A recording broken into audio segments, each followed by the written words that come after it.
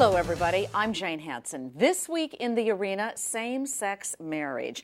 It's become one of the most hotly debated issues among religious, conservative, and liberal groups alike, and it's also one of the most polarizing issues that Americans face today. So we're going to talk about it in the arena, and joining me, as usual, Monsignor Kieran Harrington, who is the Director of Communications for the Diocese of Brooklyn, and of course, our regular co-host. Then contributor Grant Gallicho, who is the Associate Editor of Commonweal magazine, and also our special guest via Skype today, David Campbell, the John Cardinal O'Hara Associate Professor of Political Science and the founding director of the Rooney Center for the Study of American Democracy at the University of Notre Dame. He is an expert on religion, politics, and public policy, and he's also the author of American Grace, How Religion Divides and Unites Us. So welcome to all of you. Professor Campbell, let's start with you. You make the point in the book about the Juno generation, how many young people are leaving the Catholic Church and how many of them have different attitudes or far more lenient attitudes towards the idea of same-sex marriage, homosexuality, etc. Tell us about the findings in your book. Well, the reference to the Juno generation actually is what makes this younger group, so think of people under 30 or so, what makes them such a fascinating group to study is that the reference to the Juno generation is a reference to the movie Juno, which is meant to invoke the idea that these are people who are actually quite pro-life in their attitudes on abortion. It wouldn't be quite right to say they're ardently pro-life. So in general, they're sort of willing to accept abortion under some circumstances, but they're far less comfortable with abortion or far less pro-choice than their parents' generation. And that's an interesting change in the way abortion attitudes have played out. And that's in stark contrast to their attitudes on homosexuality and same-sex marriage in particular, where we see young people far more liberal, if you want to put it that way, or far more accepting of homosexuality, or homosexual rights, same-sex marriage, sort of anything you put into that category, you would find that young people are far more supportive than are their parents. So they got an interesting disconnect. They're pro-life on abortion, but then also comfortable with homosexuality and same-sex marriage. And, we normally think of those as not really fitting together very well. But so when you talk about this generation, then presumably we will, 20 years from now, 30 years from now, when they are kind of in the older and in the part of the population that really is decision-making, what kind of influence will that then mean, and what does that mean for the Catholic Church? Well, assuming that these trends hold, and that's a big assumption because, these things can change, but assuming that they hold, what you would expect to find in the population as a whole would be people who are, as I said, sort of less comfortable with abortion than perhaps the average voter is today, but very accepting of same-sex marriage. As for how that would play out in the Catholic Church, well, we would expect that the Catholics in the pews, that's of course separate from what the Catholic leadership might be saying, but for Catholics in the pews, you would expect them to be, as I said, a little less comfortable with abortion, but a lot more comfortable with say, same-sex marriage. And that's an interesting development, especially, as I said, on abortion, because that's maybe not what people would have predicted 10 or 15 years ago as to where opinion on that issue was headed. And Professor, do you think that part of the reason for that might be that in Catholic schools, Catholic colleges, Catholic high schools, even in grammar schools, the question of abortion is discussed rather routinely, but really the sexual teaching of the Catholic Church is something where it may be spoken about by leadership, but at the grassroots level, there really is an absence of the Church's voice. And is that one reason, or does that account for perhaps the more flexible attitudes that young people would have with respect to homosexual rights as opposed to the Church's teaching on the dignity and sanctity of human life? I think that's a plausible explanation, actually. Although I do want to stress that the trends that we found are not limited to just Catholics. So while the explanation you provided might be part of the story, it's probably not all of the story, because we wouldn't expect an explanation that centers on what's happening in Catholic schools or not happening in Catholic schools to necessarily apply beyond the Catholic population. Well, except if one considers that, for instance, on the issue of abortion, really the pro-life movement, the National Right to Life Committee, was really started as a Catholic movement, which had taken off and has really grown, especially in the evangelical community. So that, in some sense, the Catholic the teaching of the Catholic Church on the dignity and sanctity of human life was a bit of a leaven in the evangelical community as well. Yes, that's a fair way to describe my understanding of the history. And I think that's interesting actually about the abortion attitudes that we find among young people is that you actually find that even young people who are themselves not terribly religious, which is common among many folks under 30, even they are actually uncomfortable with abortion. So that message is actually spreading beyond just sort of a core group of believers and represents, I think, a pretty significant cultural shift actually. What if it's not a message as much as it is common human experience? As time goes on, younger people maybe are not getting their moral grounding from church institutions, but are actually starting to see the effects of abortion on young women, on friends, on family. Certainly, that's a very plausible explanation. In the book, we actually offer a number of different possible reasons for this shift in abortion attitudes, and I don't think there's a single one that we can point to. However, when it comes to attitudes toward homosexuality, there I think we can be pretty confident that there's sort of a strong cultural message being sent by all sorts of sources, beginning with pop culture, but also including, I'm sure, people's own personal interactions with people who are gay, that's leading to this shift in opinion on homosexuality and on same-sex marriage. Yeah, and seeing same-sex marriage as perhaps looking at it from a political and a legal perspective, maybe not so much as even the moralistic perspective. Would you say that's possible? Yeah, I think that's one of the big questions here. I think it's also a question on the abortion issue as well, is that part of the difficulty I think that we as a church have is there's two agendas basically. There's a public policy agenda, but then there's also an agenda in terms of how one is called to live one's life. And in both of these issues, it's a bit of a challenge. So on the public policy agenda, perhaps our language might be a bit more strident in terms of opposition to same-sex marriage and in an opposition to abortion. But in the practical implication of that, certainly someone who is struggling with homosexuality or someone who has had an abortion, typically the priest-penitent relationship is one that is much more gentle and reconciling. And so I think that there is this unique nature to the voice of the church which is in. But it sounds like it's contradicting one another in a certain respect. Is the voice of the church being heard by younger people?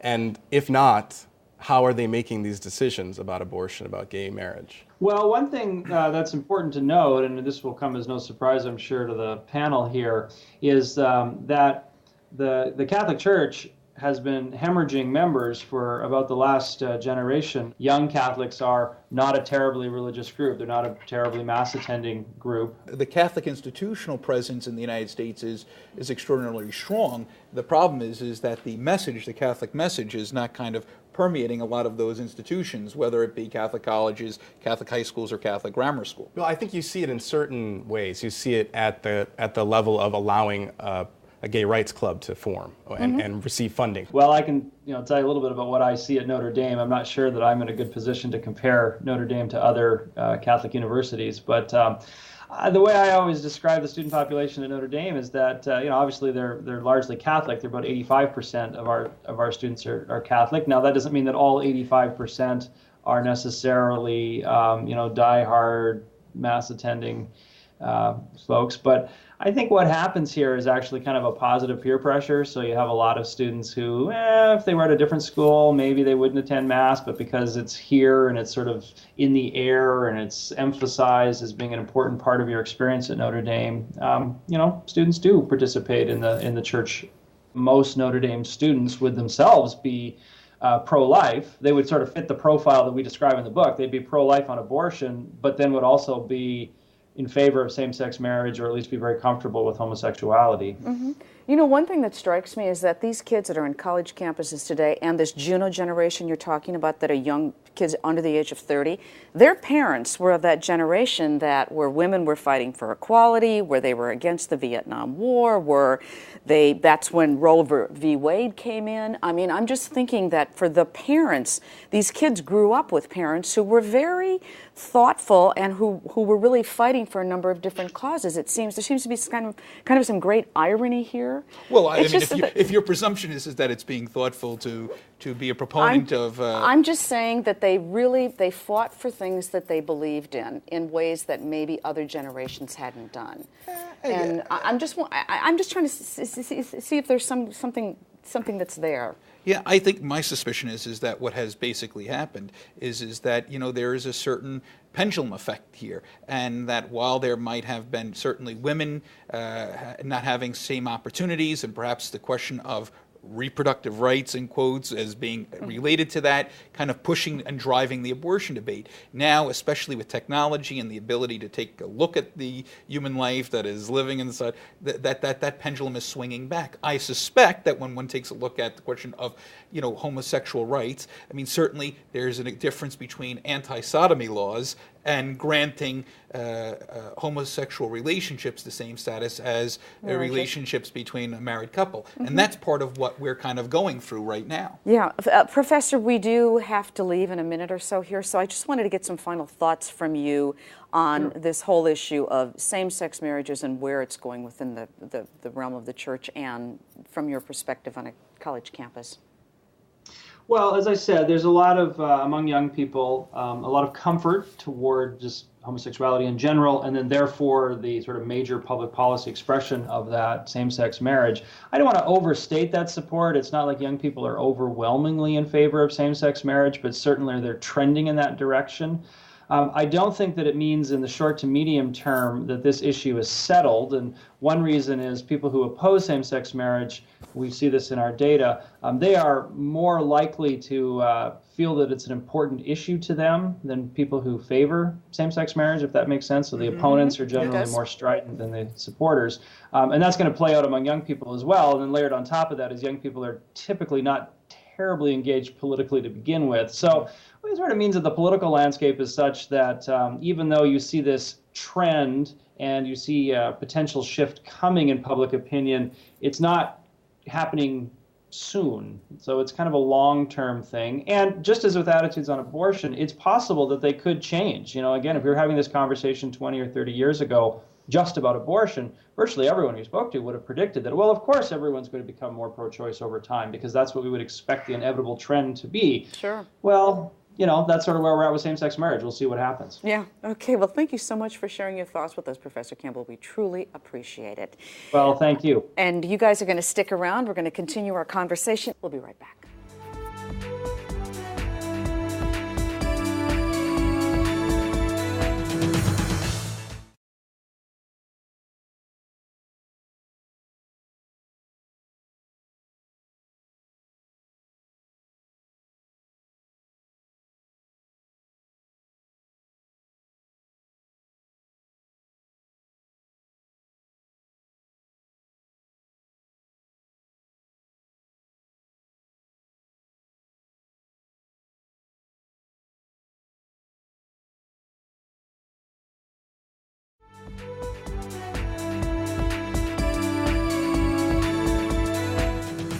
Welcome back, everybody, to In the Arena as we continue our discussion of same-sex marriage. Joining us now also by Skype is Marianne Duddy-Burke. She is the executive director of an organization called Dignity U.S.A., part of Equally Blessed, a four-group coalition of faithful Catholics who support full equality for lesbian, gay, bisexual, and transgender people, both in the church and in civil society. And, of course, we have Monsignor Harrington and Grant Gallicho, who are here as well. So let's start with you, Marianne.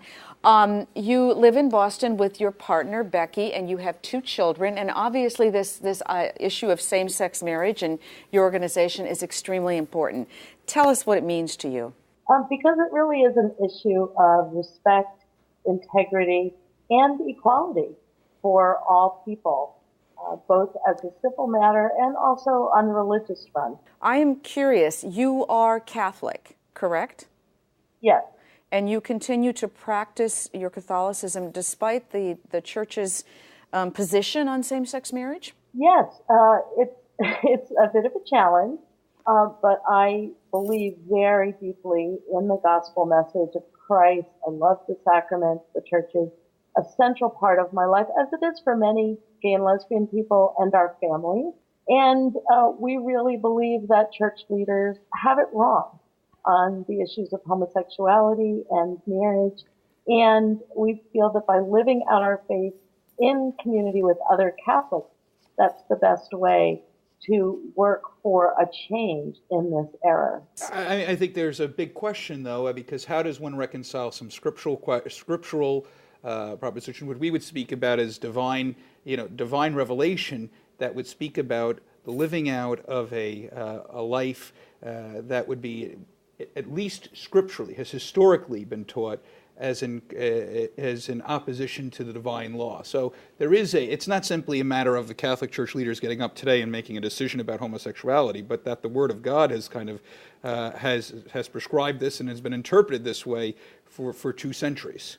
Sure, and that's an argument that we hear a lot. And I think that we have really learned that Scripture actually says very little about homosexuality, and they say it from a context in which people did not have the current understanding, scientific and psychological understanding that we have of sexuality today. And I think as Catholics, we believe that God continues to reveal the divine self and the divine message in our world, and that Scripture, you cannot take the Bible literally. That is not a Catholic. But the Catholics are not arguing that you have to take the Bible that you have to take the Bible literally, but that the teaching of Christ and the Church is something which is eternal. Certainly, it's understood differently over time, but the teaching doesn't necessarily change. And the proposition that marriage is about equality, marriage is really the issue of marriage is not something about equality here. I mean, that marriage is basically the understanding of marriage is between a man and a woman for the procreation of children, the propagation of the species. That cannot happen in a homosexual relationship. So, regardless of how one wants to understand it, it's not a marriage. Well, I think that if I could just jump in here, I think that raises the question that a lot of people who have real sympathies for the gay marriage movement. Why are some gay people interested in calling it marriage rather than a civil union? I think that marriage really is a sacred institution. I think that most people really believe that, including gay people. And, marriage is, one purpose of marriage certainly is about the procreation and rearing of children, but that's not the only definition of marriage. There are plenty of great marriages that exist where children are not involved. Right, but society bestows that benefit of marriage primarily, almost exclusively, because of the propagation of the species, so that there are more children involved, because that's a social benefit. It really is not an arbitration of, the society is disinterested in love. It's not a question about loving somebody. It's really about what the social benefit is. And so as a result of that, I think that it's intimately bound up with children. But what do you say to people then who get married and say we're never going to have children? It's to enter into a marriage and with the specific intention of not having children is not a marriage. What if you enter into a marriage knowing that the person you're marrying is infertile? That's different, because that can be open to the grace of God. God can move in miraculous ways and does move in miraculous ways. But if my intention in entering into a marriage is to preclude the opportunity of having children, that is not a marriage. I think one thing to realize is that the Catholic Church, when I talk about it, and most of us talk about it, really is the entire people of God. And, the leaders on this issue are really taking a position that the people of God are coming to see as maybe needing to be rethought a bit. That marriage is about a lot of things. Marriage is about love. It is about the commitment that two people make to one another for life. And that all of those things can be lived out by two men, two women, a man and a woman, and that we really need to think about that. The Church's position on marriage has changed over the years, as has teaching us on lots of other things, on slavery, on how we use money. What I think is being misconstrued here, because that is certainly the argument that many people make on this issue, is church teaching may evolve. It does not change, and something which is immoral yesterday cannot become moral today. The churches doesn't arbitrarily teach things. Listen, no one wants to simply be here and be inhospitable or not accommodating to anybody. The question is that we believe in divine revelation. And I think one of the challenges here is that the bishops are not simply, or the role of the bishops, and certainly the Pope, is that they are successors of the apostles. They have a unique role in the life of the church to interpret the teaching of Christ for us. And part of our responsibility is to be docile in terms of accepting that teaching. And I think that what we're faced with here is people who are struggling in very ways. And when I think it's really important to make this point is that I think that we all struggle. This is not a question about someone being a greater sinner or not a greater sinner than another person, because we are all sinners. Every one of us is a sinner. We're all in need of the grace of Jesus Christ. We're all in need of his work of redemption. So I think it's really important that this not become, hey, this is a group of people who are sinners and unredeemed. That's not what. If that's being taught in the church, that's a problem. I think the real question here for us is that this movement in the church is about trying to accommodate a lifestyle which is in opposition to the Word of God to suit our own interest. And that's a real problem. I certainly believe that marriage between same-sex couples who love and commit to each other should be celebrated in both the civil and the religious arena. But a lot of this discussion really has to do with what's happening out in civil law. And under civil law, it's why should some families have advantages over others? Why should some families have to face hurdles in the law and protected by law that other families don't have to contend with? And I think that is an issue that we really can use more conversation about. The issue, Marianne, is that from the perspective of a lot of people in a democracy, not just the Catholic Church, but many people in our society, is that marriage there's a privileged place of marriage because of the social benefit. Final thought from you, very short, if you could give that to us, please. Marriage is about the commitment that two people make to each other. There's a social benefit in that, and people recognize marriages where they exist, whether they're legally recognized, religiously blessed, or not.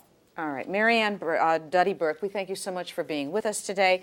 We are going to take a break, and we will wrap up this discussion with the three of us in just a moment. And remember, you can always go to the internet, to netny.net/inthearena, and chat with us about this or any other subject. We'll be right back.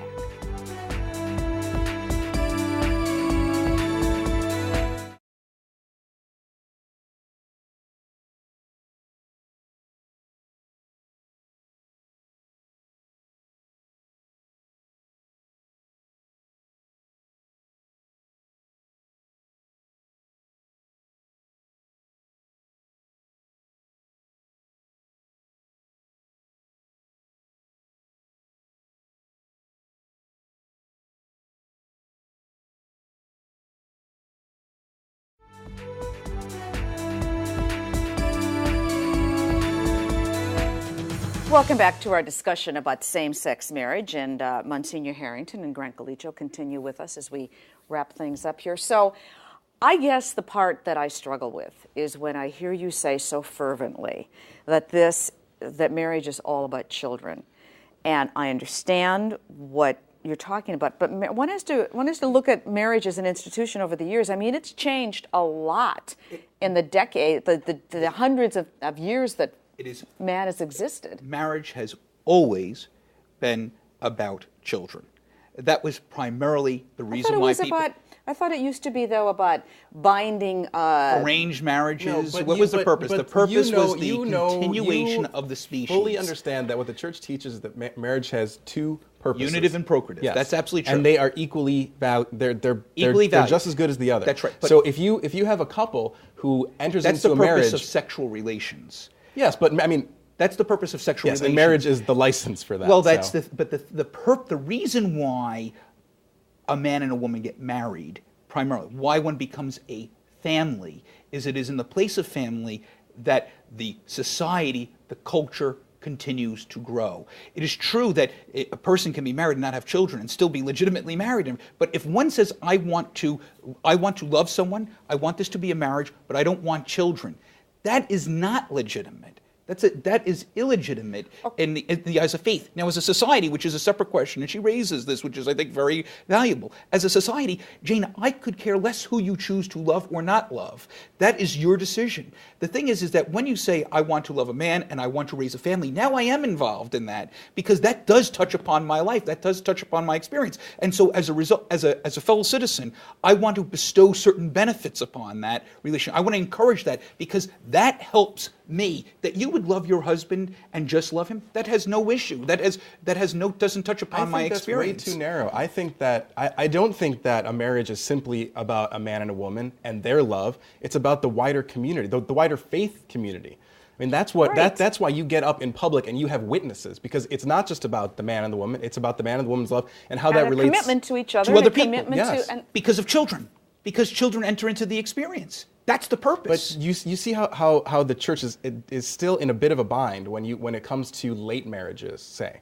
Mm-hmm. Because when a woman is no longer capable of having a child, and yet because we believe that God can act in those experiences. It's not a question of act what, that when a woman's 60 years old and she gets married, that he's going to reverse. I mean, we have that in the scriptures. Elizabeth gives birth to John the Baptist, well beyond her years. God can act in through you. The question is if I am proactively taking steps in my life to prevent children from entering into the experience, that is in contravention to the divine law. So you're That's saying the question. that a homosexual relationship then is acting contrary to this idea of being able to there are two procreate and separate have questions. children. I mean, that a homosexual relationship is, by virtue of the relation, but objectively sinful. Homosexual activity is sinful because the purpose of sexuality is to draw one together and to be unitive. That is, to be unitive and to be procreative.